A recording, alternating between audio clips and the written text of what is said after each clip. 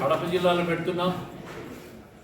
అనేక రకాలుగా పరిశ్రమలన్నీ కూడా ఈ కొప్పర్తి పారిశ్రామిక వాడకు తీసుకొచ్చే విధంగా రాయలసీమలోనే ఒక గొప్ప పారిశ్రామిక వాడిగా కొప్పర్తిని తీర్చిదిద్దుతామని కూడా చెప్పినారు.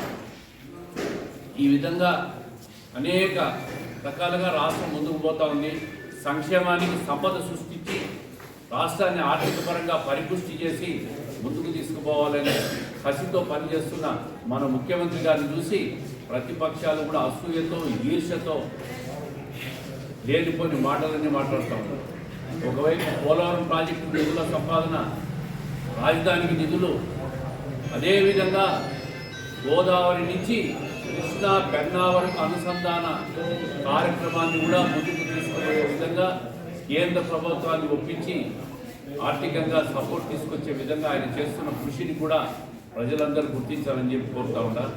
ఈ రాష్ట్రం, ఆంధ్రప్రదేశ్ రాష్ట్రం విడిపోయిన తర్వాత రాజధాని లేని రాష్ట్రం, ఏమీ లేని రాష్ట్రాన్ని ఈరోజు ఈ 29 గంట ఖచ్చితంగా భారతదేశ ముఖ చిత్రంలో నెంబర్ 1 రాష్ట్రంగా తయారవుతుందనే దాంట్లో ఎటువంటి సందేహం లేదు.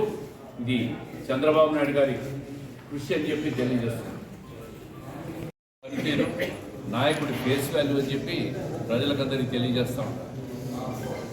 అన్ని రకాలుగా మన కడప జిల్లా పర్యటన కూడా జరిగింది.